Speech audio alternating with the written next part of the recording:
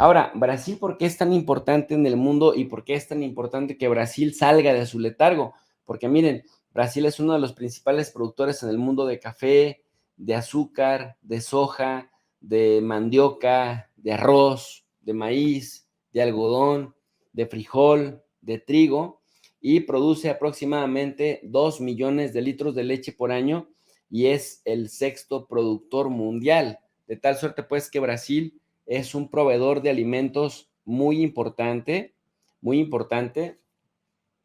eh,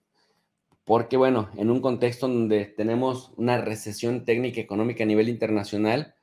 pues aquellos países que tengan, primero, territorio para sembrar, para producir alimentos, y segundo, buena relación con aquellos países que tengan la capacidad para producir alimentos, son los que más o menos van a sondear la crisis que se avecina, y quienes no, pues vean lo que está pasando con los europeos.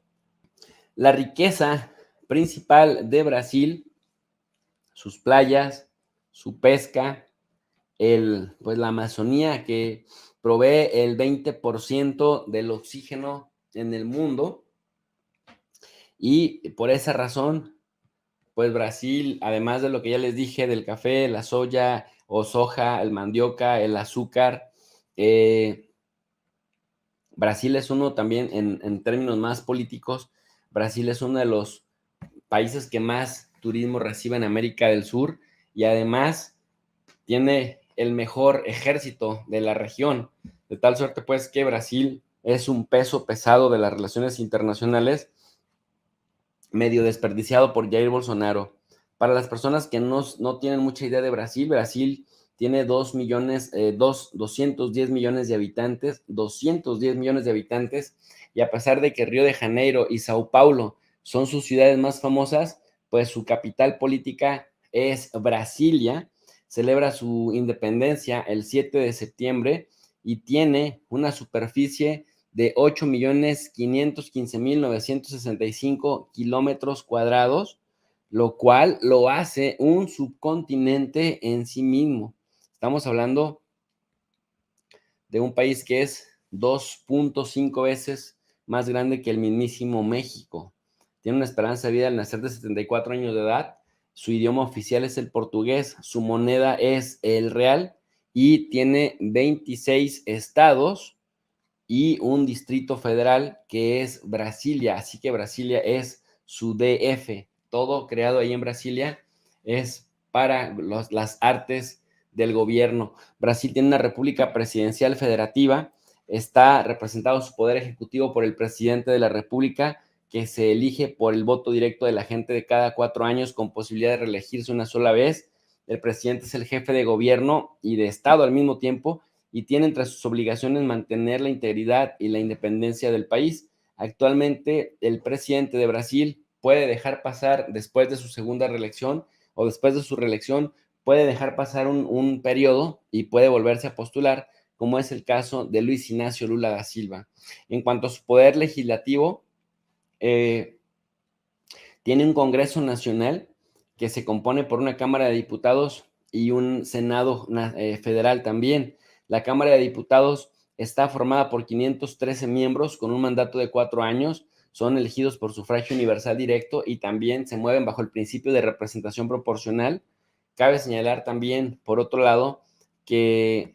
el Senado se integra de 81 miembros, 3 de los cuales pues representan a las 26 provincias, y también hay representatividad para el Distrito Federal de Brasilia. A los senadores brasileños se les elige por 8 años, también por un principio de mayoría directa relativa. La Cámara Alta, el Senado, se renueva cada 4 años en proporción de 1/3 y 2/3 alternativamente. El actual sistema permite que el partido del presidente, si es que el presidente es lo suficientemente popular, que el partido del presidente en turno pueda tener mayoría y pueda ayudarle al presidente en turno a sacar adelante sus políticas públicas. De acuerdo con información de ONU Mujeres, en el Congreso brasileño hay únicamente 12 senadores, es decir, el 15% de las senadoras son mujeres, 15% de 81 son 12 senadoras, y 15% también en el caso de las diputadas, es decir, de 577 diputados, 77 son mujeres, ubicándose Brasil a nivel mundial en un lejano lugar 133 en cuanto a escaños ocupados por mujeres en el Parlamento. Nada más, pues, mis queridos alumnos digitales, para que se den una idea de lo perdido que andan en materia de género los brasileños. Y en el caso de Lula, Lula sí es un izquierdista probado, pero ya también es cierto que llegaría a gobernar un Brasil que es diferente al Brasil que gobernó hace 20 años, ¿no? El Poder Judicial brasileño tiene un artículo, bueno, el artículo 92 de la Constitución estipula que sus órganos del Poder Judicial existe un Supremo Tribunal Federal, que existe también un Tribunal Superior de Justicia, que hay tribunales regionales federales y jueces federales, así como tribunales y jueces de trabajo, tribunales y jueces electorales y tribunales y jueces militares, así como jueces de los estados de Distrito Federal y territorios. El máximo órgano del Poder Judicial en Brasil es el Supremo Tribunal Federal, que tiene todas las competencias propias de un tribunal constitucional, mientras que el Tribunal Superior de Justicia ejerce las competencias restantes de un tribunal de casación. Cabe señalar, cabe recordarles a ustedes que Brasil se independizó allá por 1822,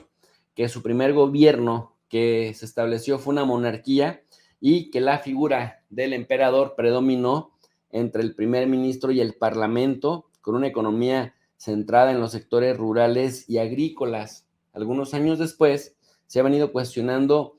a la monarquía como forma de Estado y se instauró la primera república allá por 1889, que duró hasta 1930.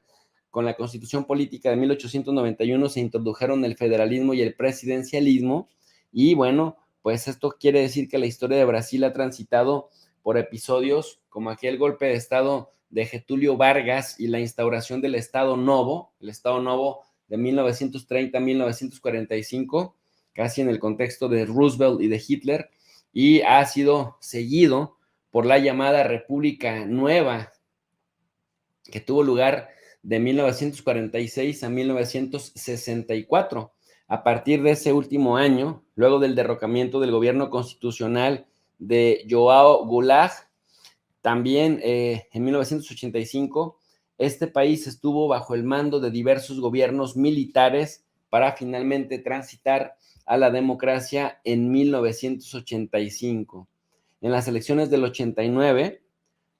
que eran las primeras desde 1960 por la dictadura militar, los diferentes militares que pasaron por ahí, resultó ganador para el cargo el presidente Fernando Collor de Mello, que duró del 90 al 92,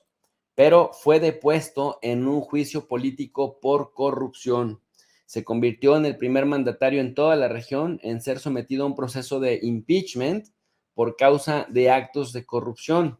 A partir de entonces, se realizaron elecciones presidenciales en las que resultaron electos Fernando Enrique Cardoso, que fue presidente de 1995 a 1999 y de 1999 al año 2002. Posteriormente vino Luis Ignacio Lula da Silva, que fue presidente del 2003 al 2006 y del 2007 al 2010, y Dilma Rousseff, que fue presidenta del 2011 al 2014 y del 2014 al 2016, que es cuando le cortaron las alas con un impeachment y fue la segunda presidenta en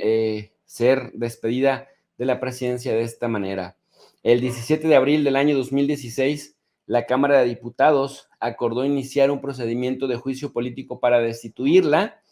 el cual pues lo avaló el Senado el 11 de mayo del 2016, porque las fuerzas de derecha y de centro derecha pues tenían mayoría y por esa razón se aprovecharon de cualquier punto para poderla destituir, porque literal no le ganaban en la cuestión electoral. De esta manera, Michel Temer, del Partido Movimiento Democrático de Brasil, quien fue nombrado presidente interino desde la suspensión de Dilma Rousseff, la sustituyó en el cargo de manera permanente y ostentó la presidencia hasta el 31 de diciembre de 2018. Ganaron en la mesa lo que no pudieron ganar en las calles. Y con la salida de Dilma Rousseff, se puso fin a un periodo de 13 años en el gobierno del Partido de los Trabajadores de Lula. Cabe recordar que el expresidente Lula da Silva aplicó distintos mecanismos de desarrollo interno y también externo que consolidó a Brasil como una potencia emergente, además de enfocarse en ajustes monetarios y fiscales desde el año 2003 y en la construcción de bases para un crecimiento económico sostenible que comenzó a dar frutos allá por el año 2004, lo que proyectó o catapultó a Lula da Silva y su modelo de gobierno. Por su parte, el gobierno de Dilma Rousseff se mantuvo en la línea económica y social de Lula cuando el país mostró indicios de entrar en recesión hasta 2014, con aquellas manifestaciones multitudinarias que veíamos en Brasil en el contexto de la Copa del Mundo. En ese mismo año se reveló que Brasil era escenario del caso Lava Jato, una investigación del mayor escándalo de corrupción de la historia brasileña que involucró a importantes políticos, que después vimos que en el caso de Lula da Silva era golpeteo político para evitar que contendiera y finalmente lograron encarcelarlo. El mismo presidente fue condenado a 9 años y medio de prisión por los delitos de corrupción pasiva y lavado de dinero, tras ser hallado culpable en julio del año 2017 de aceptar sobornos por la constructora OAS. Sin embargo, tras la presentación del recurso de apelación, el Tribunal Regional Federal de la Cuarta Región aumentó la condena a 12 años y un mes de prisión, pero finalmente a Luis Ignacio Lula da Silva lo declaran inocente por el mal manejo de su caso y porque no se siguió el debido proceso, de tal suerte pues que Lula recupera incluso sus, sus derechos políticos al punto que nuevamente puede participar en política a pesar de que Jair Bolsonaro hizo todo lo que pudo para que Lula ya no regresara a la vida política para evitar justamente lo que está pasando en este momento. ¿Y qué es lo que está pasando en este momento? Bueno, que Lula encabeza las encuestas porque es uno de los presidentes más queridos de Brasil, más populares y que tiene todas las posibilidades de vencer a cualquiera de sus oponentes. Lula, a pesar de que ya se le conocen tanto sus fortalezas como debilidades, la gente lo ve como una opción porque Brasil vivió sus mayores años de grandeza después de que recuperaron la democracia con Lula da Silva como no se había conocido ni siquiera antes. De tal suerte pues que todo pinta para que Brasil pues consolide nuevamente el regreso de la izquierda, a pesar de que Bolsonaro no quiera y a pesar de que Bolsonaro diga que no va a reconocer, pero para nada, los resultados si no es él el ganador.